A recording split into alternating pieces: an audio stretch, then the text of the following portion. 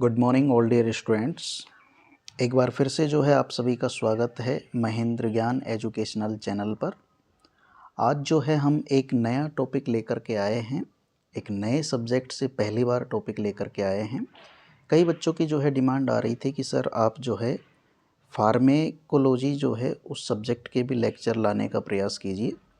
तो फिर मैंने जो है एनाटॉमी के लेक्चर डाले हैं इससे पहले जो है हमने मेडिकल सर्जिकल के लेक्चर डाले हैं, कुछ पीडियाट्रिक का इम्यूनाइजेशन भी डाला है। आज जो है पहली बार हम फार्मेकोलॉजी का एक लेक्चर लेकर के आए हैं, क्योंकि शुरुआत है। तो फार्मेकोलॉजी आपके जब तक समझ में नहीं आ सकती जब तक हम इंट्रोडक्शन ऑफ फार्मेकोलॉजी नहीं पढ़ लेंगे। तो आज जो है हम डिस्कस करने वाले हैं इंट्रोडक्शन टू फार्मेकोलॉजी। आपने जैसे फार्मेकोलॉजी जो शब्द है उसके बारे में सुन रखा होगा। फार्मेकोलॉजी जो है वो दो शब्दों से मिलकर के बना हुआ है, फार्मा एंड लॉजी। मतलब फार्मा का मतलब होता है मेडिसिन्स और लॉजी का मतलब होता है स्टडीज़, मतलब दवाइयों के बारे में अध्ययन करना, वो जो है फार्मेकोलॉजी कहलाता है। और इसकी एग्जैक्ट परिभाषा की अगर हम बात करें तो फार्मेकोलॉजी कुछ नहीं है, एक जो है मेडिकल साइंस की ही ये जो है एक शाखा है, जिसके अंतर्गत हम जो है दवाइयाँ वो हमारे शरीर में किस प्रकार से जाकर के एक्शन करती है और एक जीवित प्राणी पर दवाइयाँ किस प्रकार से प्रभाव जो है दिखाती है, उसके बारे में जो है हम अध्ययन करते हैं। तो फार्मेकोलॉजी वो एक सब्जेक्ट है जिसके अंतर्गत हम दवाइयाँ जो है वो किस प्रकार से काम करती है, किस प्रकार से शरीर के अंदर जाती है और किस प्रकार से अपना रेस्पॉन्स जो है वो डिजीज कंडीशंस को रिकवर करने के लिए दिखाती है, उसके बारे में अध्ययन करते हैं। Pharmacology is the science that deal with the origin, nature, chemistry, effect and uses of drugs. Pharmacology आप ये कह सकते हैं कि मेडिकल साइंस की एक शाखा है, चाहे विज्ञान की एक शाखा है, जो कि एक प्रकार से जो है वो केमिस्ट्री, कोई जो है रसायन जो है उसके द्वारा बनी हुई दवाइयाँ एक जीवित शरीर में जा कर के किस प्रकार से जो है डिजीज कंडीशन को रिकवर करने के लिए काम करती है, उसके बारे में हम अध्ययन करते हैं।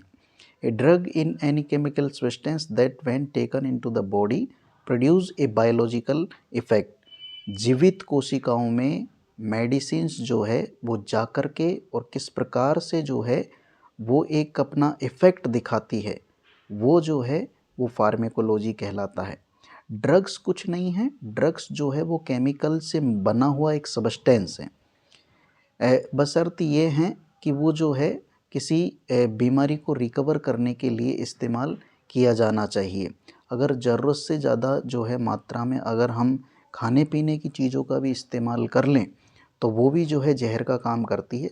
उसी प्रकार दवाइयाँ जो है, ड्रग जो है वो रसायन को एक पर्टिकुलर सही क्वांटिटी में किसी बॉडी के वेट को ध्यान रखते हुए, बॉडी के साइज़ को ध्यान रखते हुए उसमें जो है उस दवाइयों का प्रॉपर बॉडी जो है वेट और प्रॉपर कैलकुलेशन से जो है इस्तेमाल करना जो है वो दवाइयाँ कहलाता है। तो आज जो है हम फार्मेकोलॉजी के बारे में अध्ययन करने वाले हैं। मैंने फिर कहा फार्मेकोलॉजी एक ऐसा शब्द है जो कि फार्मा प्लस लॉजी दो शब्दों से मिलकर के बना हुआ है। फार्मा का मतलब होता है मेडिसिन्स, फार्मेसी मतलब मेडिसिन्स या ड्रग्स, और लॉजी का मतलब होता है स्टडी। तो आइए अपन इसको जानने का प्रयास करते हैं। सबसे पहले जो आ रहा है वो आ रहा है ब्रांचेज ऑफ फार्मेकोलॉजी, मतलब फार्मेकोलॉजी की जो है वो कौन कौन सी शाखाएं हैं, अपन डिफरेंट ब्रांचेज के बारे में अध्ययन करेंगे। सबसे पहली और जो मैं कहूँ कि सबसे इम्पोर्टेंट, वैसे फार्मेकोलॉजी की कई सारी शाखाएं होती हैं लेकिन जो सबसे इम्पोर्टेंट मानी जाती है वो दो है, फार्मेकोकाइनेटिक्स और फार्मेकोडायनेमिक्स।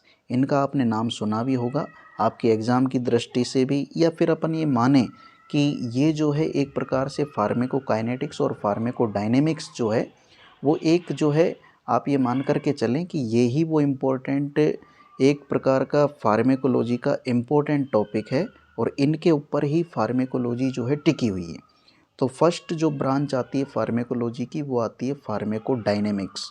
अब ये फार्मेकोडायनेमिक्स है, ये भी दो शब्दों से मिलकर के बना हुआ है, फार्मेको प्लस डायनेमिक।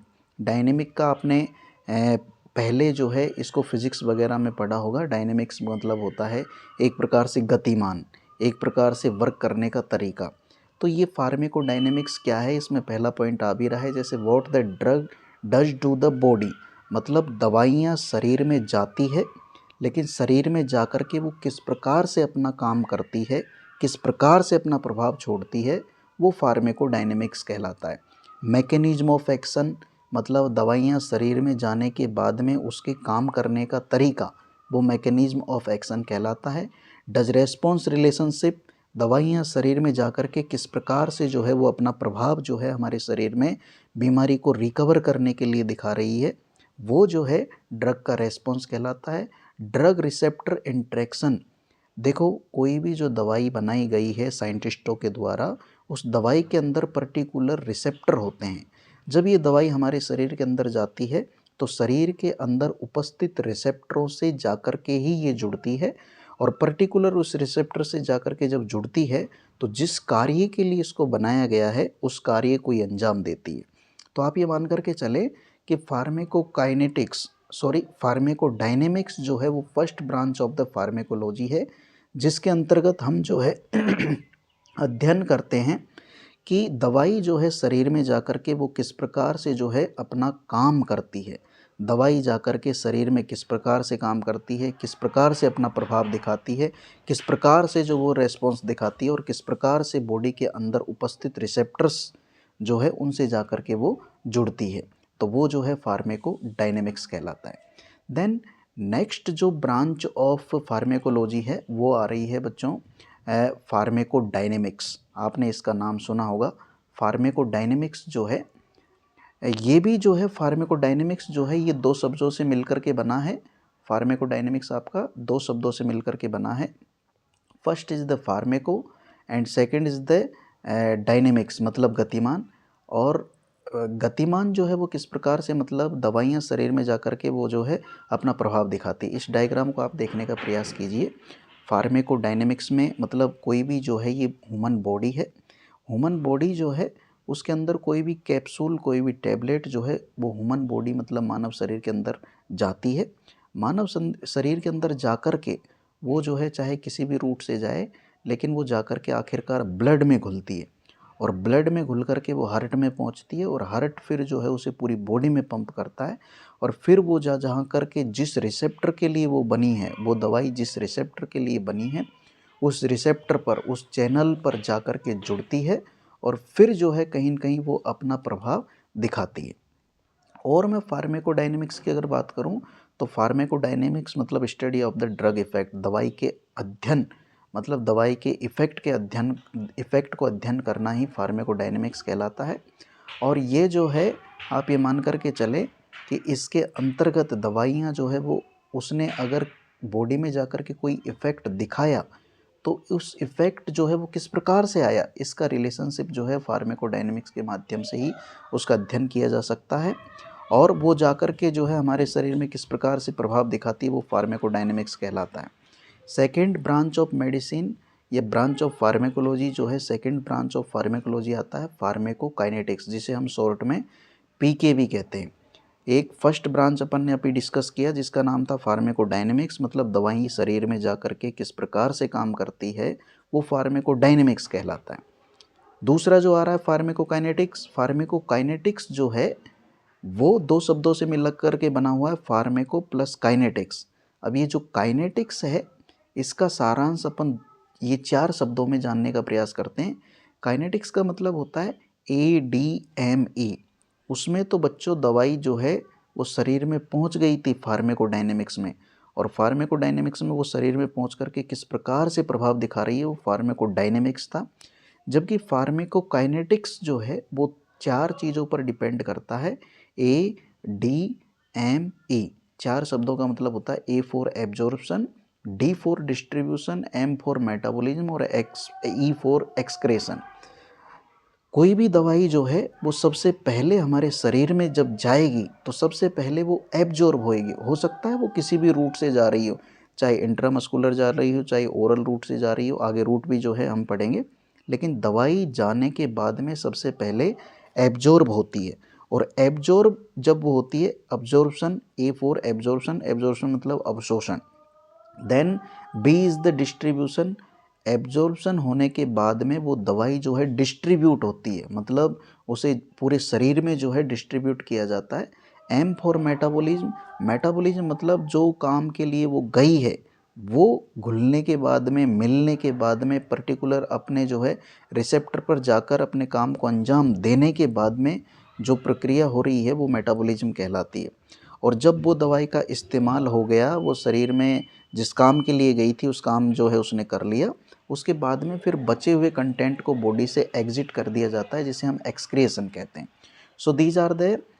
ये डायग्राम भी जो है आपको दिख रहा होगा, इसमें ये कैप्सूल है या दवाई है या टैबलेट है, ये मानव शरीर के अंदर जैसे ही जाती है फिर सबसे पहले जाकर के एब्जॉर्प्शन होती है, फिर डिस्ट्रीब्यूशन पूरी बॉडी में फैलती है, फिर इसका मेटाबॉलिज्म होता है और फिर ये जो है एक्सक्रेशन होती है। बॉडी से बचा कंटेंट जो है वो यूरिन के माध्यम से या डेफिकेशन के माध्यम से, पसीने के माध्यम से, कई सारे रूट हैं उनके माध्यम से बॉडी से बाहर निकाल दिया जाता है। So first branch is the pharmacodynamics, दवाई जाकर के किस प्रकार से काम करती है। Second branch is the pharmacokinetics, दवाई शरीर में एब्जॉर्प्शन कैसे हुई, डिस्ट्रीब्यूट कैसे हुई, मेटाबॉलिज्म कैसे हुई और बॉडी से बचा हुआ अपशिष्ट पदार्थ जो है दवाई का वो किस प्रकार से बॉडी से एग्जिट हुआ, वो अपन ने फार्मेकोकाइनेटिक्स में डिस्कस किया। Then third branch is the pharmacotherapeutics, जो कि फार्मेकोलॉजी की तीसरी ब्रांच है। तो फार्मेकोथेरेप्यूटिक्स दो शब्दों से मिलकर के बना है, फार्मेको और थेरेप्यूटिक। थेरेप्यूटिक का मतलब होता है उपचार या ट्रीटमेंट, जैसे इसमें लिखा भी हुआ है, use of drug in the prevention and treatment of disease. जब हम किसी भी दवाई को जो है किसी बीमारी से बचने के लिए या फिर उस बीमारी से जो है इलाज करने के लिए, उस बीमारी का इलाज करने के लिए जब हम उसको इस्तेमाल करते हैं तो वो फार्मेकोथेरेप्यूटिक्स कहलाता है। चौथी जो ब्रांच आती है वो आती है टॉक्सिकोलॉजी। टॉक्सिन्स मतलब एक प्रकार से हार्मफुल इफ़ेक्ट या जहर।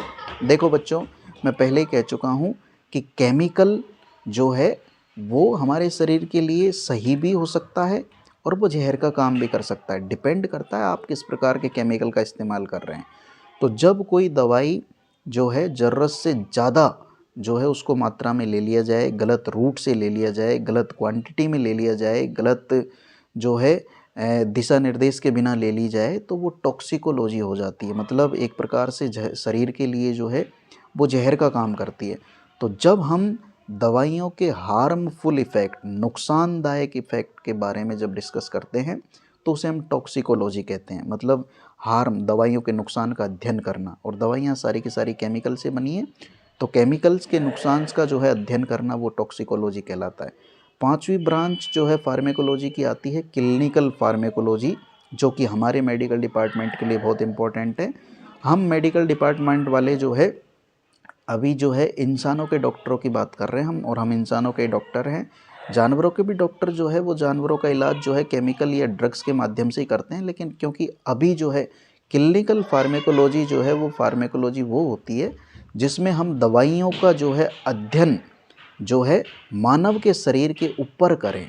मतलब कोई भी जो ड्रग्स जो है वो जा कर के मानव शरीर में किस प्रकार से जो है अपना काम कर रही है, जब हम मानव शरीर के ऊपर क्लिनिकल ट्रायल करें तो वो क्लिनिकल फार्मेकोलॉजी कहलाता है, जो कि एक डॉक्टर का अधिकार होता है। और डॉक्टर जो है जब पेशेंट को जो है दवाइयाँ प्रिस्क्रिप्शन करता है तो वो एक प्रकार का क्लिनिकल ट्रायल ही कर रहा है। हालांकि वो जो दवाइयाँ हैं वो जो है पहले ही एक्सपेरिमेंट होकर के आई है, लेकिन फिर भी जो है जब क्लिनिकल प्रैक्टिस के दौरान जब हम दवाइयों को जो है प्रिस्क्राइब करते हैं तो वो क्लिनिकल फार्मेकोलॉजी कहलाता है। और लास्ट ब्रांच ऑफ फार्मेकोलॉजी जो है 6 नंबर पे आता है कीमोथेरेपी। आपने नाम सुना होगा, कीमोथेरेपी का खूब अच्छे से नाम सुन रखा होगा। जो कैंसर के रोगियों के इलाज के लिए जो दवाइयाँ दी जाती है वो कीमोथेरेपी कहलाती है। होता कुछ नहीं है, ये भी जो है एक प्रकार से बहुत सारी दवाइयों का एक समूह होता है। कीमोथेरेपी भी जो है दवाइयाँ ही हैं, लेकिन यहाँ पर जो है अपन कैंसर सेल को मारने के लिए, कैंसर सेल्स में उपस्थित माइक्रो ऑर्गेनिज्म की ग्रोथ को कम करने के लिए जिन दवाइयों का जो है इस्तेमाल करते हैं वो कीमोथेरेपी कहलाती है। तो बच्चों, आज जो है हम इंट्रोडक्शन ऑफ फार्मेकोलॉजी के बारे में अध्ययन कर रहे हैं। और इंट्रोडक्शन ऑफ फार्मेकोलॉजी जो है उसमें अपन ने सबसे पहले जो है ब्रांच ऑफ द फार्मेकोलॉजी का अध्ययन कर रहे हैं। और 6 ब्रांच होती है फार्मेकोलॉजी की। First is the pharmacodynamics, second is the pharmacokinetics, third is the pharmacotherapeutic, fourth is the toxicology and fifth is the clinical pharmacology and six and last is the chemotherapy. Next जो है अपन discuss करते हैं branch of pharmacology के बाद में कि ये दवाइयाँ जो है इनके सोर्सेज कौन कौन से होते हैं, सोर्सेज ऑफ ड्रग्स। तो आपने सुना होगा ये जो दवाइयाँ हैं वो ज़्यादातर पेड़ पौधों से बनाई जाती है। कई सारे जो है अगर आप जो है अच्छी वेजिटेबल्स, अच्छे फ्रूट्स अगर ये जो है अपनी डाइट में इंक्लूड करते हैं तो कई सारी दवाइयाँ जो है उनकी रिक्वायरमेंट ऑलरेडी आपके शरीर की जो है ज़रूरतें पूरी हो जाती है, तो वो दवाइयाँ आपको लेने की ज़रूरत नहीं होती। लेकिन फिर भी मैं कहना चाह रहा हूँ कि ये जो दवाइयाँ हैं वो कहाँ से बनाई जाती है, कहाँ कहाँ से कौन कौन से सोर्सेज से ली जाती है। तो फर्स्ट आता है प्लांट्स। ज़्यादातर दवाइयाँ पेड़ पौधों से, जड़ी बूटियों से, आयुर्वेदिक का जगह बात करें तो ज़्यादातर उनकी जो दवाइयाँ हैं वो जड़ी बूटियों से और पेड़ पौधों से ही तैयार की जाती है। लेकिन आयुर्वेदिक की नहीं, अपने एलोपैथिक की भी कई सारी मेडिसिन जो है प्लांट से तैयार की जाती है। एग्जाम्पल के लिए मॉर्फिन और ओपियम, आपने देखा होगा अफीम वगैरह के जो है पौधे, और ये जो है इनसे ही जो है आपका मॉर्फिन वगैरह या एक प्रकार से जो पेन किलर, बहुत ही मॉर्फिन जो है वो ऐसी दवाई है जो हार्ट अटैक के दौरान होने वाले बहुत खतरनाक वाले पेन के इलाज के लिए दी जाती है। तो ऐसी दवाइयाँ जो है वो प्लांट्स मतलब पेड़ पौधों से तैयार की जाती है। सेकंड, एनिमल से भी कई दवाइयाँ जो है पशुओं से ली जाती है, पशुओं से तैयार की जाती है। एग्जाम्पल के लिए डायबिटीज़ के इलाज के दौरान काम में ली जाने वाली जो इंसुलिन है वो जो है एनिमल से जो है तैयार की जाती है। कुछ दवाइयाँ मिनरल से तैयार की जाती है। एग्जाम्पल के लिए मैंने पहले ही बताया आपको, अगर आपकी डाइट में आप आयरन, कैल्शियम, प्रोटीन, विटामिन्स, ये जो है मिनरल्स है सारे, इनको अगर अपन डाइट में ही अगर अच्छे से ले लेते हैं तो इनकी जो है दवाइयाँ लेने की ज़रूरत नहीं पड़ती। लेकिन जब कोई इसको डाइट में नहीं लेता है तो फिर इनकी दवाइयाँ लेने की जो है आपको ज़रूरत पड़ती है। और ये आपके मिनरल्स जो है, एग्जाम्पल के लिए आयरन जो है, आयरन जो है वो मिनरल से बनाया जाता है। और फोर्थ आता है माइक्रो ऑर्गेनिज्म। कई सारी दवाइयाँ ऐसी भी है जो हम बैक्टीरियाओं से ही बनाते हैं। एग्जाम्पल के लिए जैसे आपने सुना होगा लोहे को काटने के लिए लोहे का ही सहारा लिया जाता है, सेम वैसे ही बैक्टीरियाओं को मारने के लिए बैक्टीरिया का ही सहारा लिया जाता है। तो जब हम पहली एंटीबायोटिक, आपने सुना होगा जो पहली दवाई जो सर्च की गई थी, पहली एंटीबायोटिक जो सर्च की गई थी स्टीफन फ्लेमिंग के द्वारा, वो पेनिसिलिन सर्च की गई थी। फिर उसके बाद में जो है हमने कई सारी दवाइयाँ बनाई, लेकिन सबसे पहली जो दवाई है वो कौन सी है? पेनिसिलिन। पेनिसिलिन जो है वो एक प्रकार के माइक्रो ऑर्गेनिज्म से ही जो है बनाई गई थी। और लास्ट जो है दवाइयों का सोर्सेज होता है वो सिंथेटिक और बायोटेक्नोलॉजिकल मेथड्स के माध्यम से आजकल बहुत सारी दवाइयाँ बनाई जा रही है। तो आप इसको याद रखेंगे, सोर्सेज ऑफ ड्रग्स में first is the plant, second is the animal, third is the mineral, fourth is the micro organism और फिफ्थ इज़ द सिंथेटिक और बायोटेक्नोलॉजिकल जो है संसाधनों के माध्यम से भी दवाइयों का निर्माण किया जा रहा है। नेक्स्ट आता है रूट ऑफ ड्रग एडमिनिस्ट्रेशन। दवाइयों को बॉडी के अंदर लेने के, इंजेक्ट करने के कई सारे रूट्स होते हैं बच्चों। उसमें पहला रूट्स आपने सुना होगा ओरल रूट, जो कि बहुत कॉमन है, बहुत सामान्य है।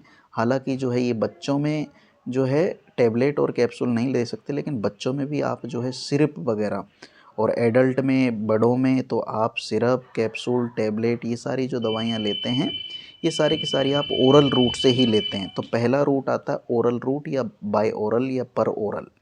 सेकंड जो रूट आता है इंट्रावीनस, मतलब वेन्स में जब दवाई डायरेक्ट इंजेक्शन के माध्यम से लगाई जाए तो वह इंट्रावीनस रूट कहलाता है। तीसरा आता है इंट्रामस्कुलर, मतलब मसल्स में जब कोई दवाई इंजेक्ट की जाती है तो इंट्रामस्कुलर। सबक्यूटेनियस रूट जिनसे ज़्यादातर टीके लगते हैं, और ख़ासकर आपने कभी सुना होगा इंसुलिन, जो शुगर के बीमार पेशेंटों को जो है इंसुलिन जो लगाया जाता है वो सबक्यूटेनियस रूट से ही लगाया जाता है। रेक्टल रूट से भी कई सारी मेडिसिन दी जाती है। टॉपिकल रूट से, मतलब जो दवाइयाँ आप अपनी स्किन की सतह पर लगाते हैं, एग्जाम्पल के लिए आपकी क्रीम वगैरह, ये सब टॉपिकल सतह से जो है जाने वाली दवाइयाँ हैं। इनहेलेशन, मतलब कुछ दवाइयाँ जो है हम श्वास के माध्यम से सूंघ करके, एग्जाम्पल के लिए आपने देखा होगा अस्थमा वाले जो पेशेंट होते हैं उनको जो है इनहेलर दिया जाता है, जिसे वो रेस्पिरेटरी सिस्टम में जो है इनहेल करते हैं, दवाई को सूंघते हैं, लेके जाते हैं, खींचते हैं, जिससे जो है उनका जो ब्रोंकियल कॉन्स्ट्रिक्ट हो गया है वो डायलेट हो जाता है। और जो है मैं रूट आपको बताता हूँ, जैसे इधर आ रहा है ओक्यूलर, इसमें जो है आपको डायग्राम में दिख भी रहा होगा, जो दवाई हम आँखों में डालते हैं वो रूट होता है ओक्युलर। एग्जाम्पल के लिए आँख में डलने वाली ड्रॉप हो गई, आँख में डलने वाला ऑइंटमेंट हो गया, इम्प्लांट हो गया, इंसर्ट हो गया, कॉन्टैक्ट लेंस हो गया, ये सारी की सारी दवाइयाँ जो है आँख से माध्यम से दी जाती है, तो वो ओक्युलर रूट हो गया। सेम वैसे ही जब दवाइयाँ आपकी ओरल रूट से दी जाती है, ओरल रूट में मतलब जैसे आपकी टैबलेट हो गई, कैप्सूल हो गया, थिन फिल्म हो गई, सिरप हो गई, सॉल्यूशन हो गया, ये सारी की सारी जो दवाइयाँ हैं बच्चों, वो ओरल रूट से दी जाती है। अगला आता है इन्हेलेशन रूट। इन्हेलेशन रूट मतलब दवाइयों को सूंघ करके लेना। एग्जाम्पल के लिए कुछ सूखा पाउडर जिसे सूंघने के लिए कहा जाए, वो आपके रेस्पिरेटरी सिस्टम में जा कर के और वहाँ से काम करे। लिक्विड स्प्रे, कई सारे स्प्रे भी आते हैं जो आपके रेस्पिरेटरी रूट से इन्हेल किए जाते हैं। एरोसोल्स आते हैं, वो भी जो है इन्हेल्स किए जाते हैं।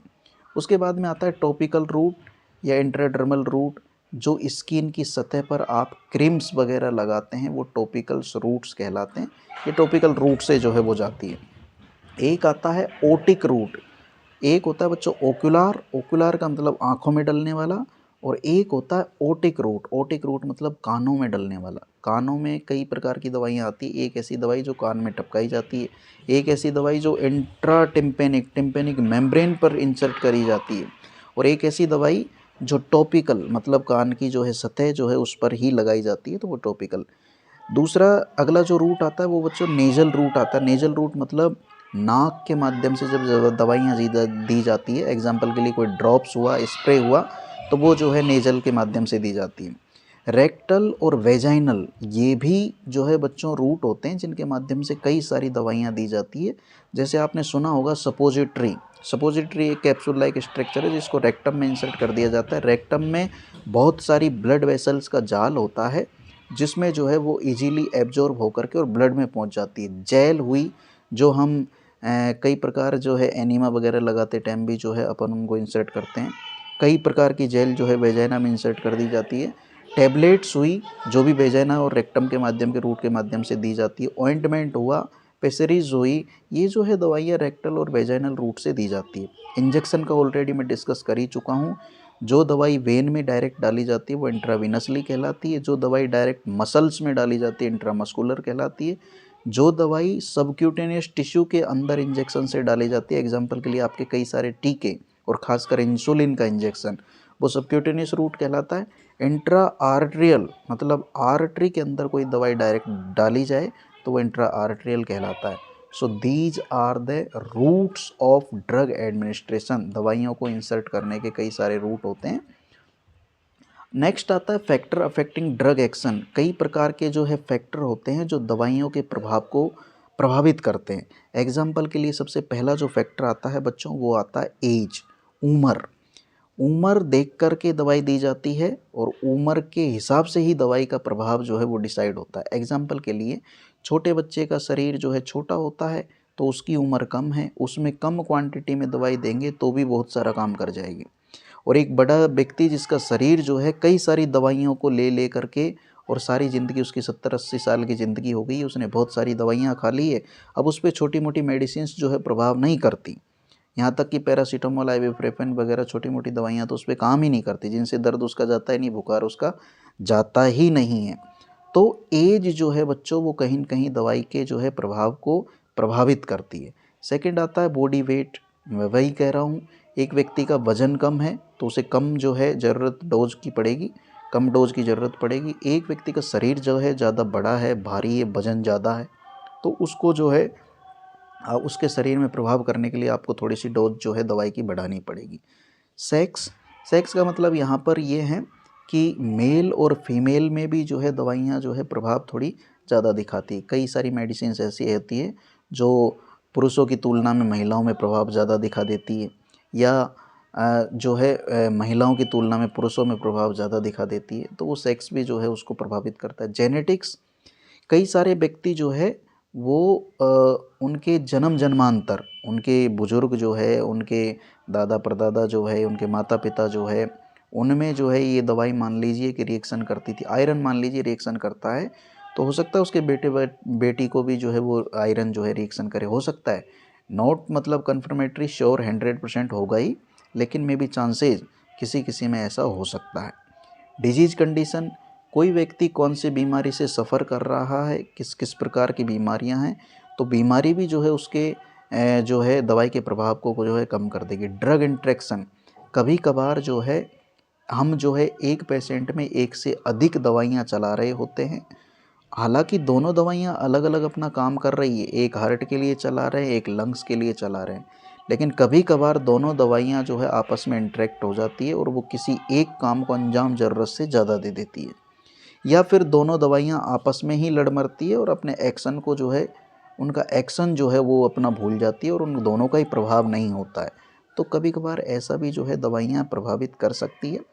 फूड इंट्रैक्शन, आपने सुना होगा इस दवाई के साथ में ये बिल्कुल मत खाना, डॉक्टर साहब जो है कहते हैं, या फिर इसके साथ में ये मत खाना, या इसको इस खाने के साथ में लेना, दूध के साथ में लेना, ऐसा कभी आपने सुना होगा। तो मतलब दवाइयों का प्रभाव खाने से भी होता है। कई दवाइयाँ ऐसी है जिनको पर्टिकुलर जैसे दूध के साथ में लें तो अच्छा रहेगा। कई दवाइयाँ ऐसी है जिन्हें जो है आप कई सारी चीज़ें उन्हें लेकर के नहीं खा सकते। एग्जाम्पल के ज़्यादातर दवाइयाँ जैसे खट्टी चीज़ें जो है, आजकल की मेडिसिन वैसे ऐसे आ गई जिनमें अपन सब कुछ ही खा सकते हैं, लेकिन फिर भी जो है परहेज़ रखने चाहिए, और ख़ास करके खट्टी चीज़ें जो है वो रिएक्ट कर जाती है, दवाइयाँ उन पे जो है प्रभावित करती है। So these are the factor that are affecting the drug action. Next आता है टाइप्स ऑफ ड्रग्स। कई प्रकार की दवाइयाँ हैं बच्चों, और बहुत सारी मेडिसिन्स होती है, हज़ारों लाखों दवाइयाँ होती है, लेकिन उनको जो है इतने से लेक्चर में जो है अपन नहीं पढ़ सकते, लेकिन फिर भी कुछ चुनिंदा जो है मैं आपको बता रहा हूँ कि दवाइयों के प्रकार जो है वो थेरेपेटिक बेस पर कौन कौन से होते हैं। दवाइयाँ के प्रकार अपन कई आधारों पे पढ़ते हैं, लेकिन यहाँ पर जो है मैं पढ़ाना चाह रहा हूँ आपको, मतलब दवाइयों का टाइप्स जो है, ड्रग्स का types on the basis of therapeutic use, मतलब उपचार करने के जो है आधार पर दवाइयों के कितने प्रकार होते हैं। सो फर्स्ट आता है एनाल्जेसिक। आपने नाम सुना होगा, एनाल्जेसिक मतलब ऐसी दवाइयाँ जो पेन रिलीफ के लिए यूज की जाती है, जो दर्द निवारक औषधि होती है। आपने NSAID और non steroid anti inflammatory drugs और स्टीरॉयड एंटी इन्फ्लामेटरी ड्रग्स, एक दवाइयाँ ऐसी होती है बच्चों जिनमें स्टीरॉयड नहीं होता है, और वो जो दवाइयाँ हैं वो एंटी इन्फ्लामेटरी का काम करती है, और ज़्यादातर वही हम प्रेस्क्राइब कर सकते हैं और वही पेशेंट को दी जाती है ज़्यादातर।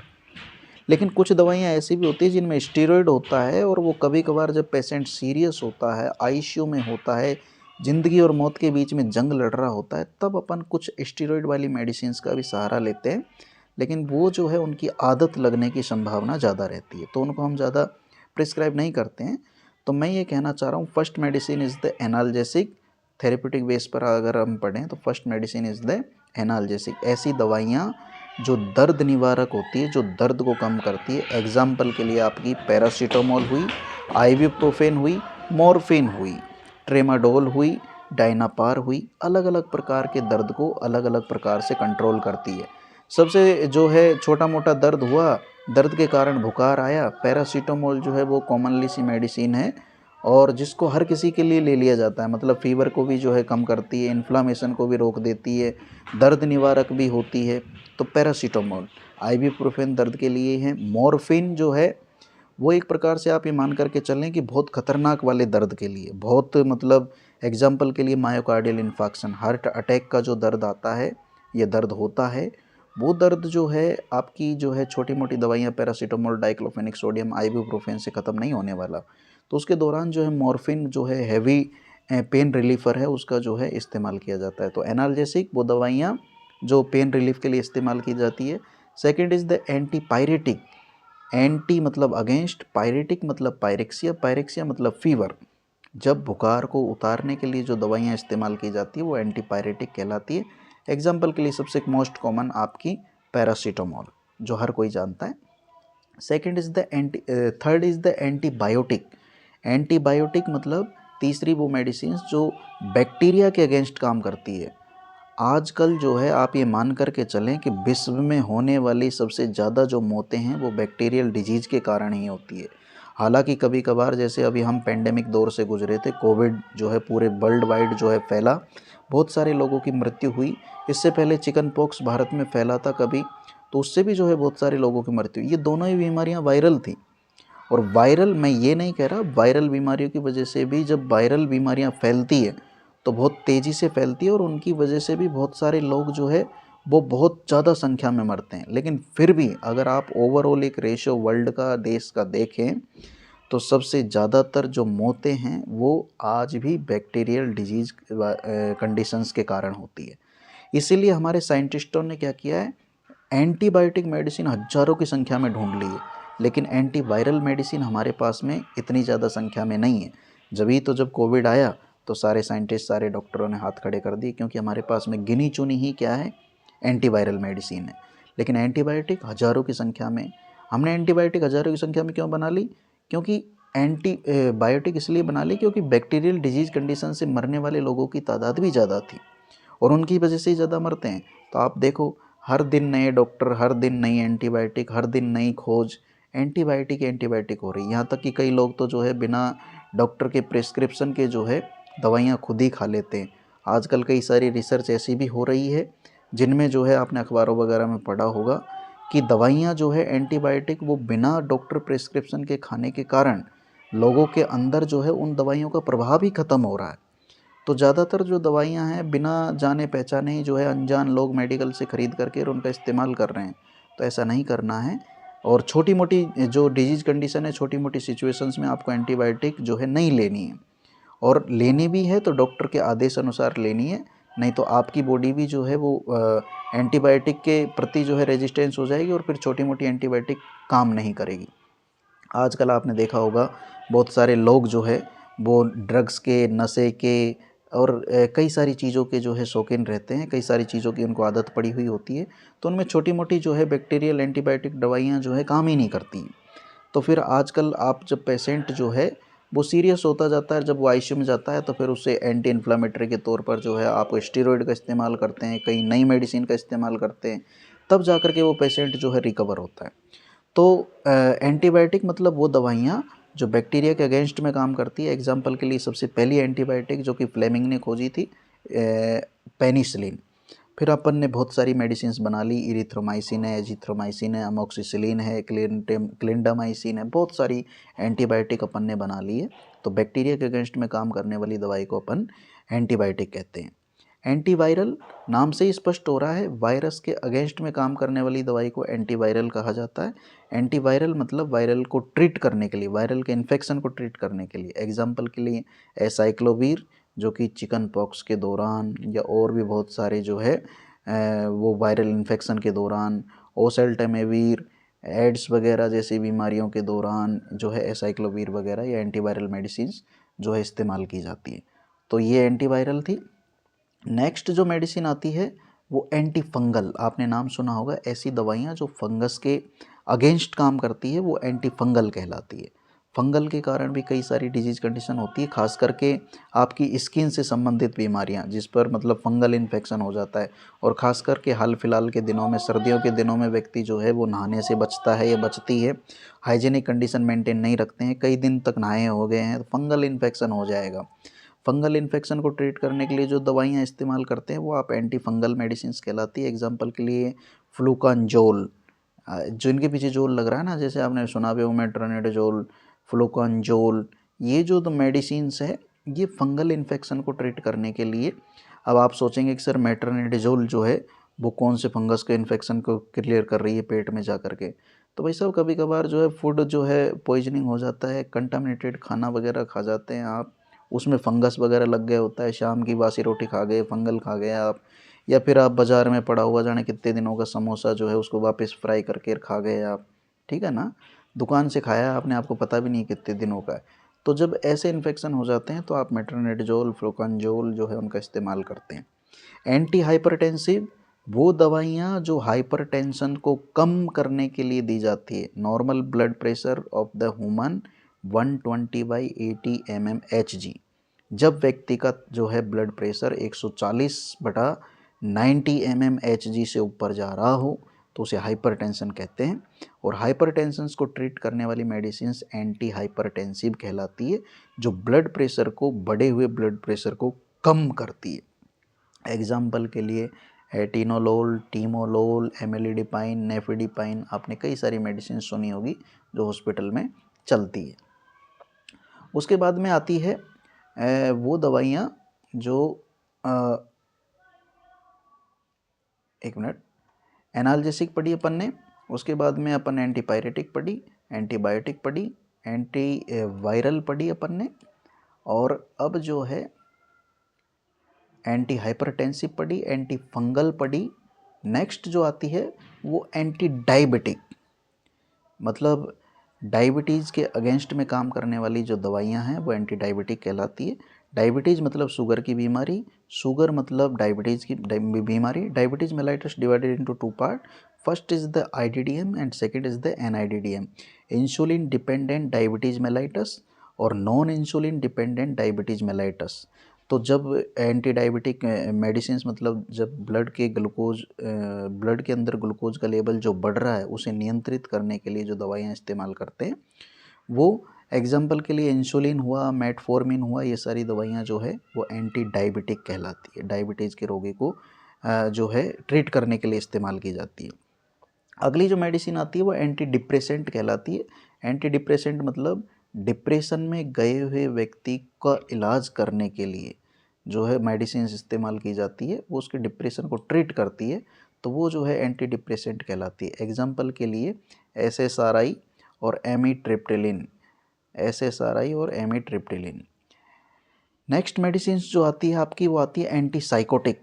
एंटीसाइकोटिक मतलब एक प्रकार से जो व्यक्ति थोड़ा सा मतलब जो पागल होने की कगार पर है, जिसको साइकेट्रिक प्रॉब्लम है, जिसे सीजोफेनिया है, जिसका दिमाग जो है स्टेबल नहीं है, तो ऐसे व्यक्ति का जो है ट्रीट करने के लिए, साइकोसिस को ट्रीट करने के लिए जो दवाइयाँ इस्तेमाल करते हैं वो एंटीसाइकोटिक कहलाती है। एग्जाम्पल के लिए हेलोपेरिडोल, रिस्पेरिडोन, ये जो है। और लास्ट जो मेडिसिन आती है वो आपकी सिडेटिव्स और हिप्नोटिक्स।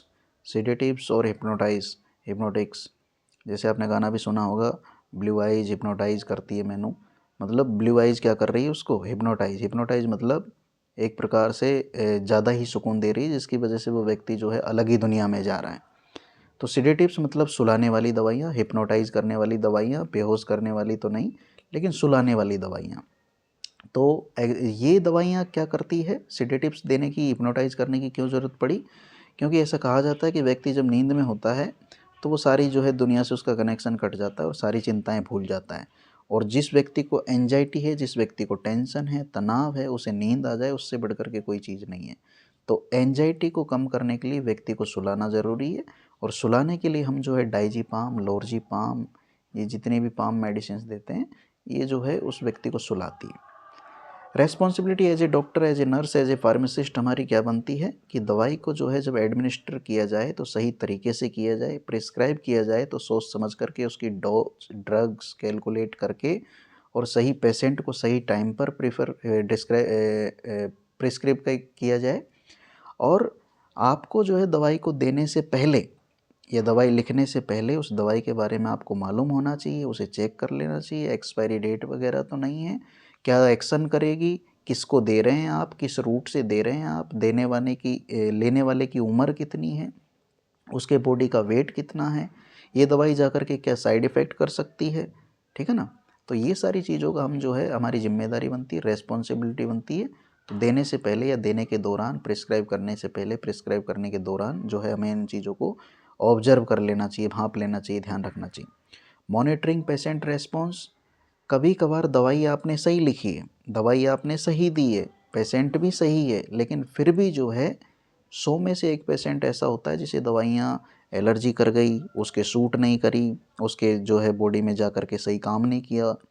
तो जब ऐसे हालात हो तो आपकी जो है, आप किसी भी पेशेंट्स को मेडिसिन दे रहे हैं या प्रिस्क्राइब कर रहे हैं तो उस मेडिसिन को लेने के दौरान पेशेंट की कंडीशन को ऑब्जर्व किया जाए, पेशेंट की कंडीशन को देखा जाए, मॉनिटर किया जाए।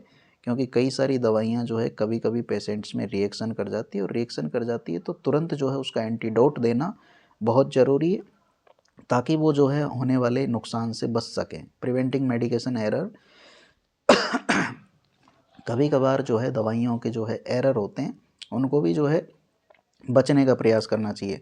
पेशेंट एजुकेशन, दवाई देने से पहले या दवाई देने के बाद में, दवाई देने के दौरान पेशेंट को एजुकेट करना भी जो है एक डॉक्टर की, एक नर्स की, एक फार्मासिस्ट की जिम्मेदारी बनती है। क्योंकि दवाइयाँ जो है वो किस प्रकार से प्रभाव करेगी, तो मान लीजिए कोई दवाई का साइड इफ़ेक्ट ऐसा है जिसे देख कर के पेशेंट जो है घबरा जाए, तो आपकी जिम्मेदारी बनती है कि नहीं, आप बताएं उसको कि देखिए ऐसा तो होगा, ये इस दवाई का साइड इफ़ेक्ट है, थोड़ा सा ऐसा देखने को मिल सकता है। एग्जाम्पल के लिए टीबी का जब इलाज किया जाता है तो एक रिफाम्पिसिन नाम की टेबलेट चलती है। रिफाम्पिसिन की नाम की जब दवाई लेने के बाद में पेशेंट के यूरिन का कलर जो है वो रेड हो जाता है, तो वो जो है बार बार जो है शिकायत करता है कि देखिए डॉक्टर साहब, मेरे जो है यूरिन में ब्लड आ रहा है, जबकि ऐसा नहीं है। वो क्या है कि वो रिफाम्पिसिन नाम की टेबलेट लेने के कारण उसके यूरिन का कलर जो है कैसा हो गया है, रेड हो गया है। तो कभी कभार ऐसे साइड इफ़ेक्ट वगैरह जो होते हैं उनके बारे में आप जो है पेशेंट को एजुकेट करें, अवेयर करें कि ऐसे कोई टेंशन वाली बात नहीं है, ऐसा इस कारण हो रहा है, ऐसा इस दवाई के कारण होता ही है, अमूमनली देखने को मिलता है। तो आज जो है बच्चों अपन ने पढ़ा इंट्रोडक्शन टू फार्मेकोलॉजी। फार्मेकोलॉजी क्या होती है? फार्मेकोलॉजी मतलब जिसके अंदर दवाइयों का अध्ययन किया जाता है। फार्मेकोलॉजी की ब्रांचेज, शाखाएं कौन कौन सी है, दवाइयों के सोर्सेज कौन कौन से हैं, दवाइयों के प्रकार कौन कौन से हैं, दवाइयों को देने के दौरान रेस्पॉन्सिबिलिटी क्या क्या होती है, दवाइयों को देने के दौरान कौन कौन से रूट का इस्तेमाल किया जाता है, ये आज अपन ने डिस्कस किया। तो ज़्यादा से ज़्यादा जो है चैनल को लाइक करें, शेयर करें, सब्सक्राइब करें, और कमेंट में जो है आप ये ज़रूर लिखना ना भूलें कि आगे जो है आपको कौन से टॉपिक पर, कौन से सब्जेक्ट के रिगार्डिंग जो है आपको पढ़ना है, उससे संबंधित वीडियो हम लेकर के आएंगे। Thank you everyone.